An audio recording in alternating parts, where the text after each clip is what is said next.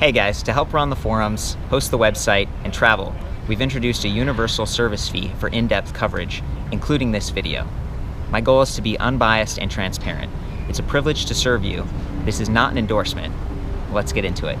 Hey guys, we're hanging out in Washington, D.C., and we're at I think a law school. It's a pretty beautiful day, and we've got a couple of really spectacular bikes to look at today. This is the Specialized Turbo Como 5.0, so it's top of the line 2020 electric bike. And I've actually reviewed the Vado 3 and 4, and I'm always looking at the differences between the model levels. Why would you want to pay $41.50 for this bike versus $35.50 for one step down? Well, you get this awesome front-loading rack with pannier hangers, which is kind of cool. A lot of electric bikes aren't set up with forks that have accommodations for even adding a rack like that. This one has accommodations for adding a rear rack as well if you want to, and we see that over there on Charlie's bike. I'm going to go through that in a bit. It's the same bike, so it's neat to see one kind of like naked. This is default. This is how you get it, and yet it's very well outfitted. It's got these custom plastic fenders. They're plenty wide to keep you dry. They go very low as well, so a lot of times your shoes and your socks and stuff can get wet. This is providing pretty good protection.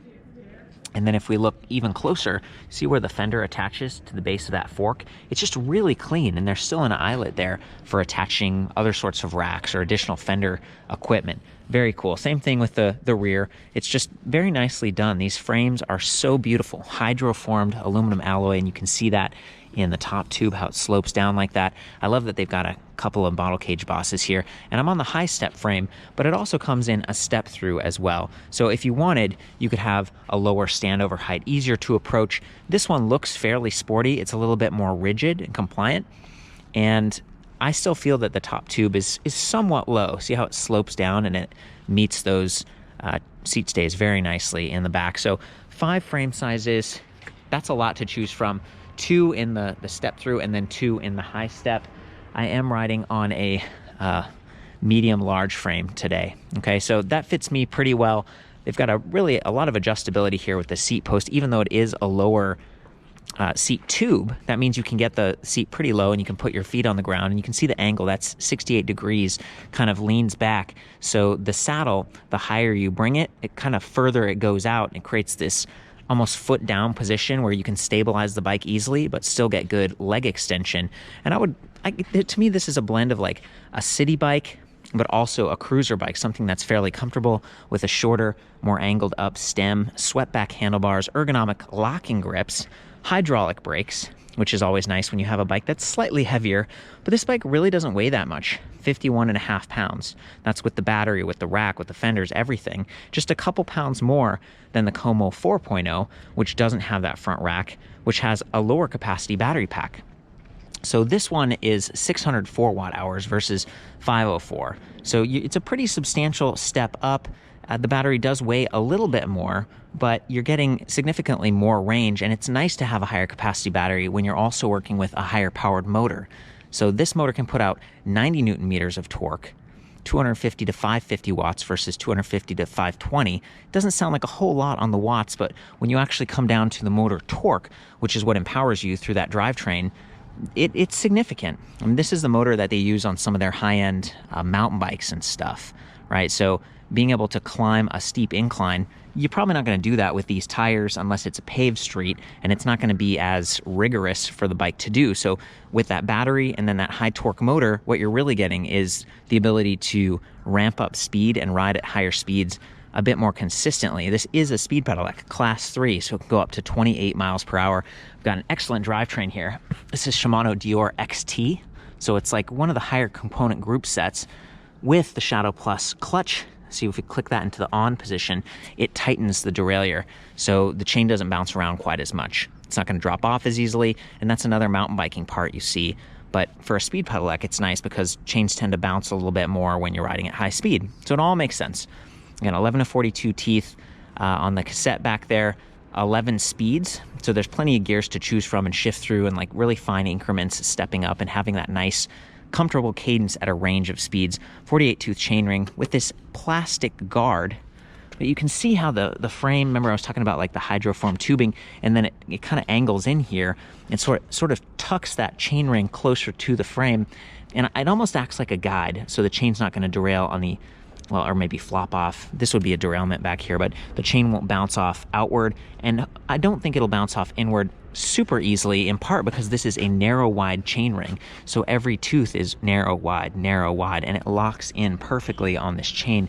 That's something that's really unique that I rarely see on a city or a cruiser bike. So to see it on these bikes is a real treat, kind of a mountain biking part again. So just let's take a step back for a minute and look at this thing. It doesn't have a suspension fork. That's part of what keeps it a little bit lighter. Also, what gives it that like sporty feel, but it does have these higher volume Nimbus Sport tires by Specialized. They do have black belt puncture protection, and they're just a little bit thicker. Like, look at that tread. Smooth, efficient, but higher volume. 27.5 by 2.3, so 2.3 inches, a little bit wider, and that means stability. It means traction if you do go a little bit off-road onto some dirt, and it also means comfort if you lower the tire pressure. So there is a decent range, 25 to 50 PSI. I'm a fairly lightweight rider myself. I'm like 135 pounds. I like to ride at a lower tire pressure just for comfort's sake. So these tires really please me that way. And then this saddle, it's called the Cup, and it's really super comfortable for me. It's one that you can pedal on but not chafe your thighs because it's fairly narrow up here, but it's very supportive and squishy towards the back. It's got these like rubber bumpers built into the bottom. We already talked about the ergonomic grips and kind of the upright body position, so that helps to kind of relax and give you a nice kind of a recliner feel a little bit more. It's not quite as aerodynamically efficient, but with the higher capacity battery and it being an e-bike and all those efficient tires, you do just fine. So I personally always go for comfort when I can choose that, because I tend to ride more frequently and further when I'm on an electric bike. So coming back to the tires, they do have a reflective sidewall stripe, and even the rims have reflective stickers on them. So that's a really nice little upgrade, both of them. And then a rear light, it's saddle integrated, which is kind of a mixed blessing. There's like 6 LEDs, actually, yeah, 1, 2, 3, 4, 5, 6. For a minute I thought there were 7, but there's 6 LEDs, and it's wired in to run off that main battery, just like the headlight.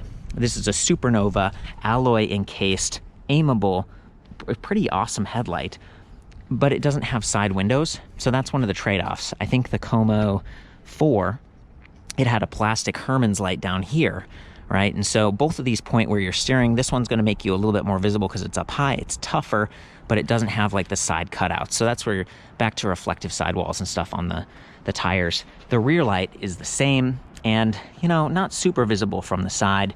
Also not super visible if your jacket hangs down and blocks it, or you add a rear rack and then you put a trunk bag on, or if you want to swap that seat post out, 30.4 millimeters. Actually, I think it might be 30.9. Yeah, if you wanted to swap that seat post out for like a suspension post, you got to wire that light through there, and it might not work. Some of them don't have an opening in the top, and you probably don't want to be drilling on that because having a seat post break while you're riding is no fun. So anyway, the point I'm trying to make is that it's kind of a mixed experience with that light.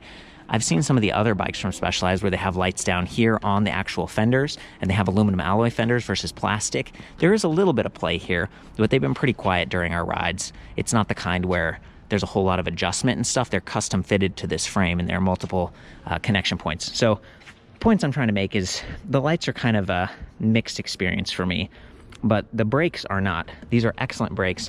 Shimano Deore XT with that tool-free adjustable reach, so you can bring the levers in a little bit closer. If you're someone with smaller hands, maybe you got the step-through small frame. If you're someone with larger hands, then perfect. They're gonna fit your hands a little bit better, and you can adjust those as the brake pads wear just from right there, which is nice. 180 millimeter rotor up front with the Ice Tech rotor. So this is a lightweight, heat dissipating rotor, and having a larger rotor on the front provides a mechanical advantage as your weight shifts forward and also over this wheel size. So the larger, the more effective they're going to stop, but also the more potential there is to bend if you're at a bike rack and you're parking it or someone bumps the bike. So they're nice rotors, and I'm glad they went with 180 up front. They stuck with 160 in the rear. Still hydraulic, still XT calipers, dual piston front and rear. Really nice adjustable length kickstand, kind of elegant, very, very stylish, pointed.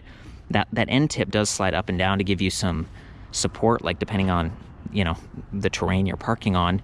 You do have to get down there. There's like a little bolt on the back, but it can also point the kind of like puncture through soft terrain. So that's one of my like heads up, and also why you might need to lengthen it depending on where you're parking your bike regularly. They've got these interesting like plastic composite platform pedals with sandpaper grip. They work pretty well, and they don't get sharp if the bike tips over. They're not going to cut you up or rust. And then Praxis Work Crank's arms. Those are like a nicer part. Again, all name brand stuff on the Specialized products, and it pedals really well, and just the drivetrain's quiet and it's tight. Like that's a good word to describe these bikes, is just it's tight. There's, even though they got like they're fully featured, this is like commuter ready if you're willing to load up the front, but it doesn't rattle as much. And the other complaint or question mark is that if you do load up this front rack, 15 kilograms, that's not quite as much as a lot of rear racks that can support up to 25 kilograms, like 50 plus pounds. You know, you're kind of limited back here, 30-ish pounds. So it's like, you know, that's one consideration. It does impact your steering as you turn. And then sometimes when there's weight on there, it'll kind of tip to the side much more easily. And see how it's not flat anymore? It can dump the cargo. So kind of a mixed experience, and I think that's why we predominantly see rear racks on electric bikes. This is sort of a rarity in my experience. While we're up here, I want to point out that we've got a tapered head tube and nice internally routed cables. Everything's pretty well routed. You know, there's a little extra play here, and we could potentially stuff that in, but that's for the display panel up at the top, and then the battery pack here mid-frame. So excellent positioning, color matched cover. We've got the bottle cage bosses, which are nice, whether it's a bottle cage there or a folding lock. And then same thing below the top tube. You've got lots of options for cargo. Okay, so here we go. This is the key.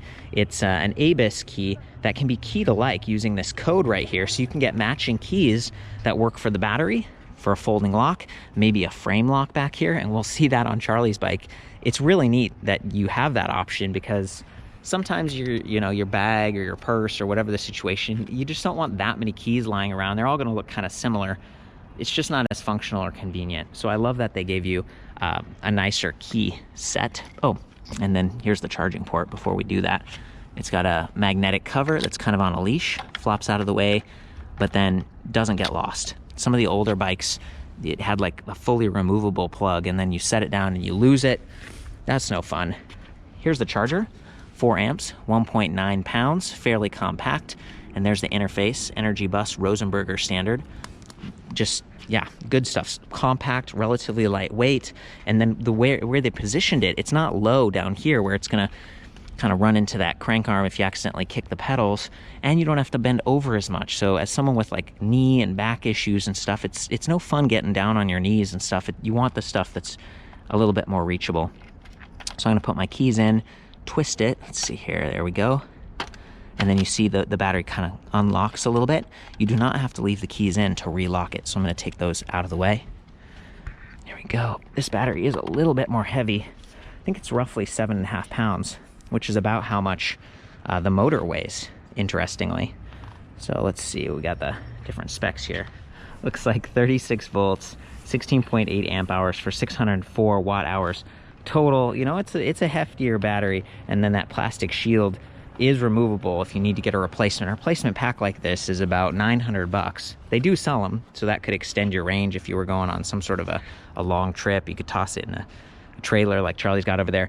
Getting the battery in is another one of these sort of delicate steps. You really want to align the base and make sure that's just right, and it kind of comes in at an angle, which is nice for the low step, because some of the batteries come down from the top and then they collide with this top tube when you're taking them on and off. This one comes in from the side. You push it and it feels like, oh, maybe it's on, but it's not locked in yet. So you really need to hear it click. And I'm going to get Charlie's help here, because when they're new, you kind of need to slap them from the side a little bit. It's the special little bump you got to give it. So just like that, and it's locked in. And it's locked in there. Thank you so much for the help with that. You know, going through these bikes has been a lot of fun over the last few days. We looked at a whole bunch of Specialized products. This is the one that Charlie uses for his own cycling needs. You've got all the choices in the world, and he chose this one. And I think for me, just looking back at like the drivetrain being so efficient, compact, relatively lightweight, and then the sensor integration. Can you actually tip the bike this way, Charlie? And I'm just gonna move the wheel on the kickstand. Oh, there we go, perfect. See that? There's this little plastic adapter thing with a magnet. A lot of the other bikes have like magnets on the spokes that can get bumped out of place. So this one's, it's sturdier, it's designed better. And the motor's measuring your pedal cadence and your pedal torque, and it's combining those three signals to provide a really natural, smooth feel. And then the casing is designed, especially for like the high torque motor, with these vents right here, so air can travel through and water and stuff can kind of, you know, not get gunked up or mess your stuff up. It's a more sporty design, and this one is protected by that fender, which is pretty nice. All of the components, like the electronic stuff, the battery, the motor, the display, they're all IP rated, sort of at different levels against water and dust. And this motor in particular, it can measure up to 120 RPM, and I guess not measure, but it can support that kind of speed, that pedal speed.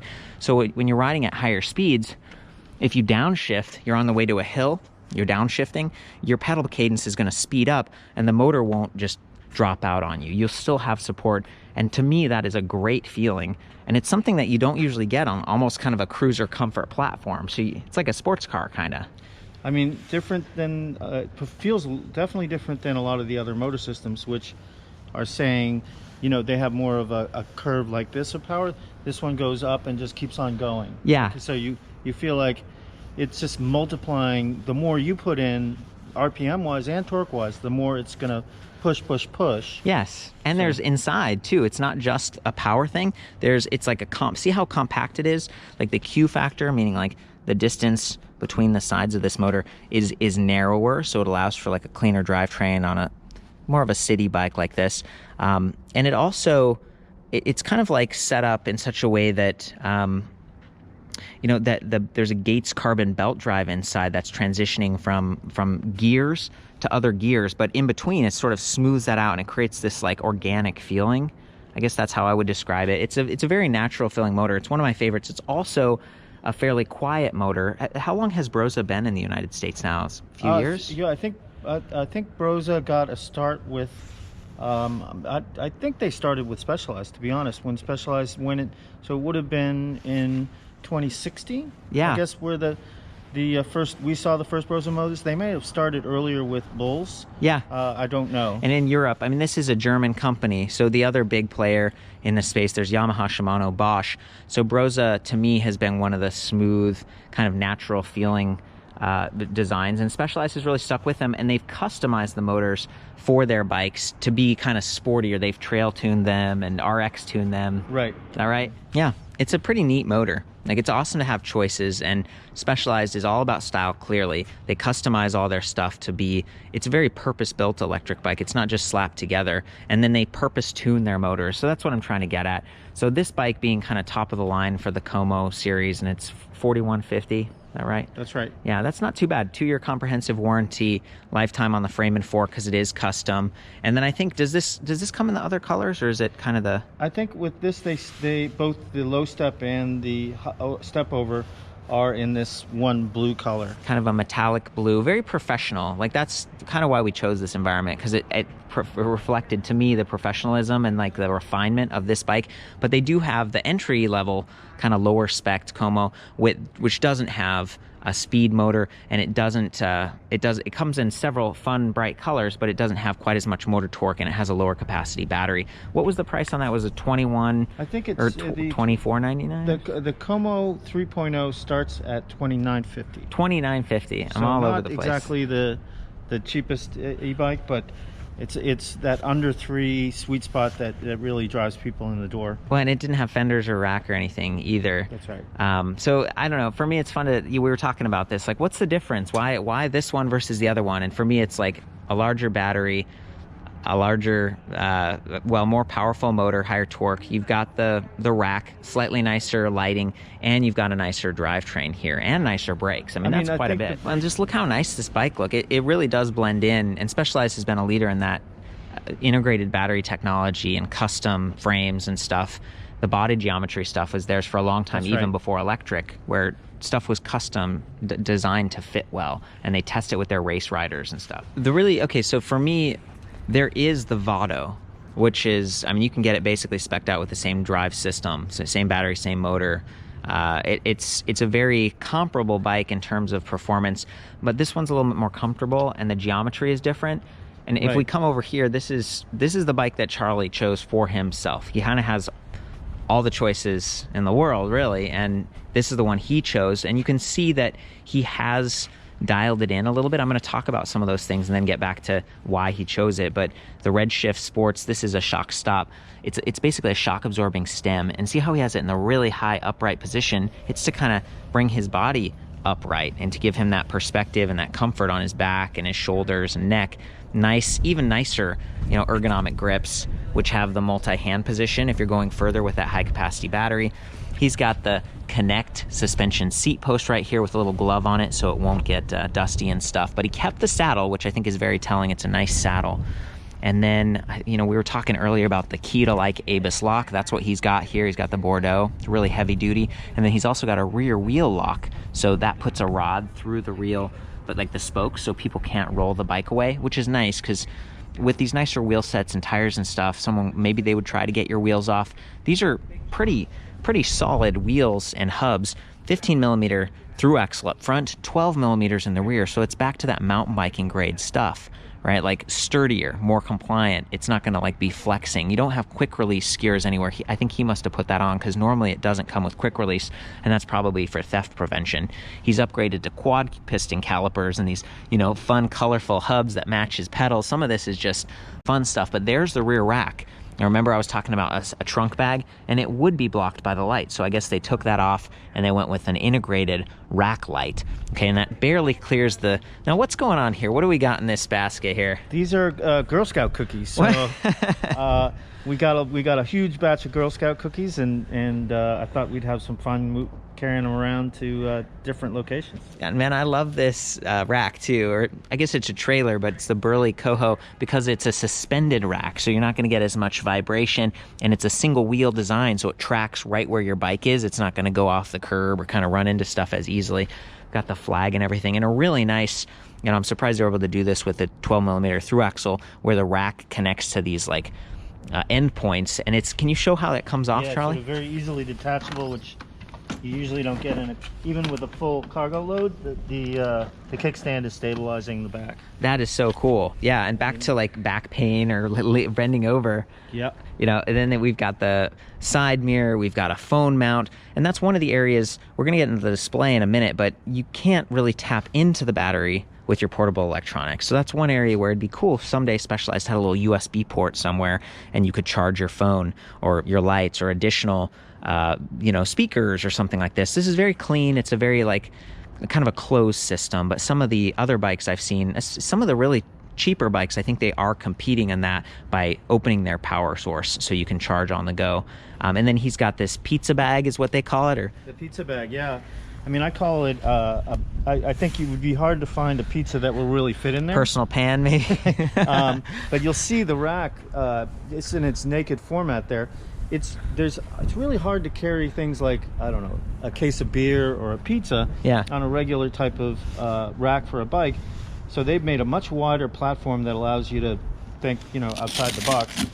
What I like about this bag, aside from being a waterproof bag that has zippers and places for all different things, is you can fit an entire like Whole Foods grocery bag, paper bag, and stuff it to the gills with you know, apples and bananas. But look at this, you'd be blocking your headlight, which is why, you know, exactly. Got some options up there on the helmet.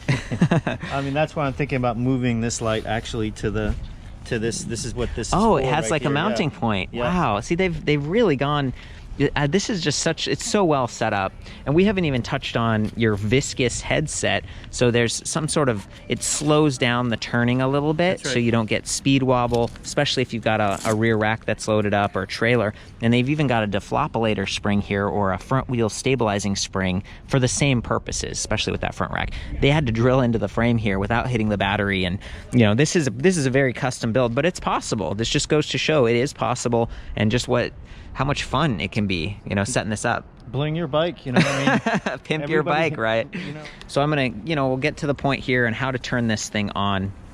In prior years, they've had a little blocks display panel that was removable, which was kind of nice because if you're parked at a bike rack, you know, you could take your battery in to charge it, you could take the display off so no one messes with it. But I guess they've gone with a more fixed position, and with this mount, it's not connected to the stem, which means you can move it out of the way, which is what Charlie did. If you remember, his phone was in the center and the display panel was off to the left. So this is still a pretty nice display. It does adjust forward and backwards a little bit to reduce glare. It's monochrome. It's kind of compact, so when you're way up high, you know, part of me wants a big, huge display, but the other part of me is like, meh, you know, I kind of want to keep this clear for the lights and other things. And the button pad is very easy to reach here on the left while you're riding. You don't have to take your hand off, but you do have to take your hands off to start because the power button is way down here. So we hold it for just a couple seconds. The display comes to life very quickly, and it's a very deep display. I mean, at first I was a little bit like intimidated. There's so many menus, but I think I figured it out. This little icon here, it's like a little square and then the number 1. That means we're on page 1. Okay, well, if I push to the right or left, we go through the pages. So page 2, page 3, page 4, page 5, and then it circles around. Same thing with the set button. It just circles through the different readouts. And there are many, many readouts here. It's a pretty deep display. Now, if you want to, you can kind of clear trip distance and change from miles per hour to kilometers per hour and stuff by holding left and right simultaneously and then navigating through and then selecting with both of them and adjusting all that. It's kind of deep, too much to do here on camera. If I hold the plus button, it's going to give me walk mode, which is kind of neat. It's handy if you get a flat tire, you're just going up a big hill and don't feel like riding the bike. Holding minus will reset the trip distance, and then we've got a light button at the bottom that just turns those lights on and off. So the plus and minus are really your go-to buttons. Once you turn the bike on, it's really just, do I want 3 bars of support or do I want none? And none means you're just riding a bike that has lights and stuff, which is still good, and this is a very efficient platform, so it works okay, but it is a little bit heavy. Now these 3 levels of assist, you can actually adjust those by using the Mission Control app, which is a smartphone app that connects to the bike, I think with Bluetooth. Is that right, Charlie? That's right. Yeah, so we installed it on the phone earlier, and basically you boot the thing up, and then you identify the bike using a serial number, and once that's done, there's a little PIN number, and you match that, you type it into your phone app, and then it lets you adjust the settings for each of those 3 levels of assist. It lets you diagnose the bike if you're having some sort of issues, and it also lets you do kind of a range estimate thing where you say, hey, I want to be able to ride for an hour and I want to finish and still have 10% of the battery left, or hey, I want to ride 20 miles and I still want to have 10% of the battery left, and it'll automatically change how much power it's delivering so that you're guaranteed to get there without running out. That's very cool. The display doesn't have a range estimator built in. Instead, they've gone with battery percentage and 10-tick infographics. So they're giving a lot of feedback about the battery, and they're leaving it up to you to determine what that means with the terrain or use the app. So going back through the readouts, we have speed in miles per hour, battery percentage, clock, distance, and if we press set, it goes to the next page. We've got power and distance, and then cadence, pedal cadence. So that's how fast you're pedaling. And again, this motor does allow up to and almost beyond 120 RPM. So that's kind of the best I've seen out there. And then heart rate over here, and power, kilocalories, so how much energy you're burning, max speed, and odometer. And again, the max speed on this bike is roughly 28 miles per hour. It is a class 3 speed pedelec. So I think that is about it. I'm going to hop on this bike, pedal around carefully, and show you guys what this looks like third person, and maybe trade off with Charlie in a second here. So I'm always riding in the highest level of assist, and these are the default settings. And I do that purposely so you can hear and see the motor at its fullest.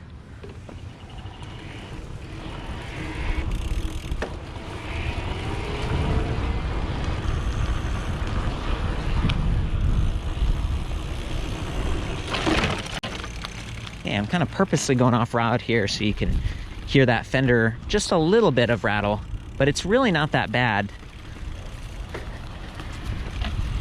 You know, that's pretty good considering this is bumpy grass. And at high speed, as long as you're on like a paved surface, it's very quiet.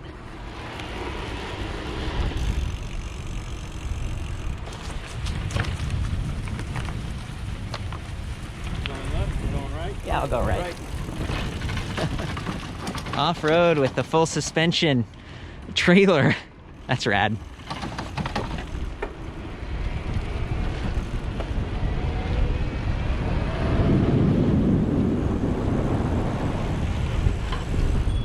Okay guys, from here you can see that 48 tooth narrow wide chainring with the plastic guard, and then that just beautifully sculpted frame. We do have a slap guard, and then 11 to 42 teeth in the rear with the excellent Shimano Deore XT derailleur. I do have the clutch up, so it's a little bit tighter. Going to be riding pretty fast for this review in some parts, and also pedaling very fast, so you can see that cadence, that 120 I talked about. I'm gonna do a little bit of off-road too, so you can hear the fenders. I am in the highest level of assist. Let's go.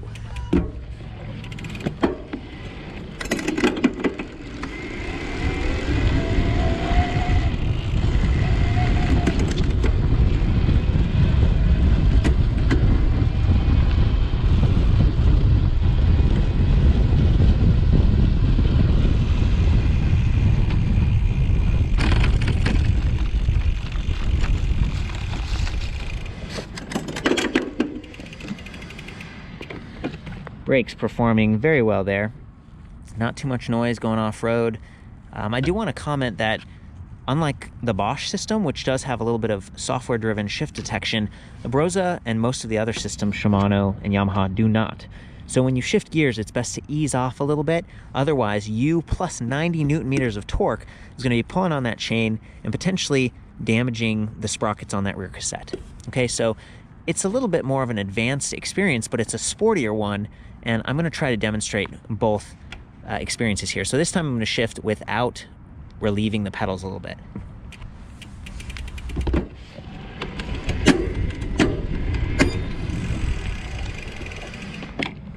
No bueno, right? Like, you can really hear it popping.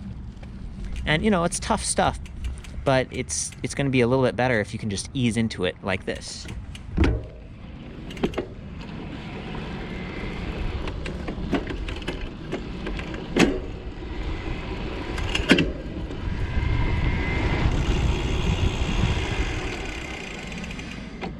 Not a perfect example, but hopefully you get the idea. And again, these things are built to be tough and fairly reliable with a good warranty.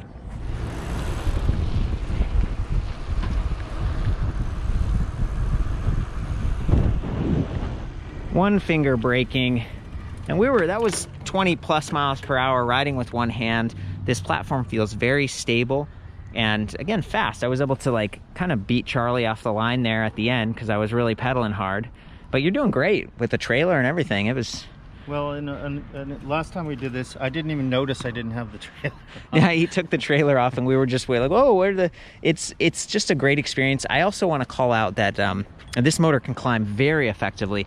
We climbed a hill yesterday, which these bikes might not have made as easily because they have slick tires. Smoother tires. But I mean, it was like really steep, and we had no problem. We didn't have to get out of the saddle. And the geometry is great because it was more forward leaning on the Vado.